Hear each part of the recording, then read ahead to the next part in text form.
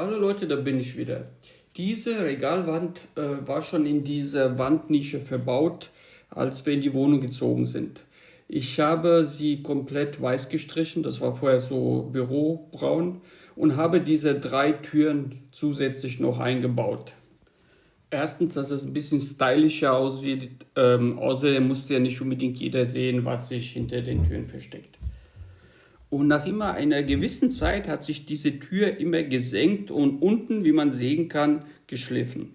Ich musste regelmäßig nachstellen. Warum das so ist, zeige ich euch jetzt hier genau. Wie gesagt, die Türen habe ich selber angefertigt. Die sind massiv, wiegen einiges und wie man sehen kann, habe ich extra sogar 3 Türscharniere verbaut, um Stabilität zu gewährleisten. Trotzdem senken sich die Türen und ich zeige euch auch gleich, warum das so ist. Wie man sehen kann, hat das Wandregal alle ein paar Zentimeter diese Löcher. Diese Löcher sind für die Regalbretter vorgesehen. Und da habe ich auch die Scharniere befestigt. Ich habe Dübel in die Löcher gesteckt und dann die Scharniere daran verschraubt. Das Ganze sah anfangs auch sehr gut aus, aber nach und nach haben sich die Schrauben gelockert und die Tür von dem ganzen Gewicht hat sich gesenkt und unten am Boden geschliffen. Auf der Türseite war das Ganze kein Problem. Wie man sehen kann, halten die Scharniere wunderbar. Ich meine, das ist ja auch voll Holz. Da hat sich nichts verstellt. Nur auf der Seite, wo die Scharniere ins Wandregal verschraubt sind. Auf Amazon habe ich dieses Schrank-Scharnier-Reparaturset gekauft. Das benutzt man, wenn zum Beispiel die Scharniere aus den Befestigungen rausgebrochen sind, wie hier zu sehen. Aber ich brauche nicht diese Scharniere, ich brauche nur die Platten. Und zwar eigentlich nur für die eine Seite. Und zwar an der Seite, wie vorhin schon im Video gesehen, auf der Wandregalseite. Dieser Reparatursatz das sind Edelstahlplatten. Da ist diese Schutzfolie noch drauf, die wird später abgezogen.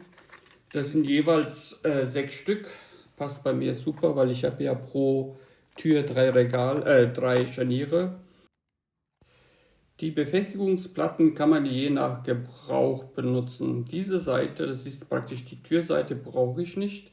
Ich brauche diese Wandregalseite und so wird das auch in etwa verbaut. Und sind die Befestigungspunkte an der Türseite rausgebrochen, dann kann man dieses große Teil benutzen. Und so sieht das Ganze in etwa aus, wenn man beide Seiten stabilisieren will. Also diese große Platte würde ich wie gesagt an der Tür anbringen, zwar genau so, aber das ist bei mir nicht nötig. Ich brauche diese kleinere Platte, aber wie man sehen kann, ist die Platte oben zu lang. Da das nächste Regal oben schon ist, könnte ich die Platte nicht verschrauben. Wenn man sehen kann, sind ungefähr so 6 bis 8 cm zu viel. Das heißt, ich muss die ganzen Platten in dem oberen Bereich abschneiden. Aber als erstes hänge ich erstmal die Tür aus. Ja, das ist schnell geschehen. 3 Schrauben, abschrauben, Scharniere aushängen und die Tür ist ausgebaut. Jetzt schraube ich noch die Montageplatten ab und dann kann man auch sehen, warum die Befestigungsplatten nicht direkt mit den Montageplatten verschraubt werden können. Na, man kann hier sehen, dass es einfach eindeutig die Platten zu lang sind. So, alle 6 Platten habe ich gekürzt und jetzt kann es losgehen. Die Montageplatte wird erstmal mit der Befestigungsplatte an ihre alte Stelle verschraubt. Ja, jetzt brauche ich nur noch die 4 Löcher für die Schrauben vor und dann wird die Befestigungsplatte, wie gesagt, mit den 4 Schrauben befestigt. Und an sich ist es das auch schon. Das Ganze mache ich noch mit den restlichen 2 Platten, wie man sehen kann. Und schon kann man die Tür wieder einhängen und dann natürlich noch einstellen.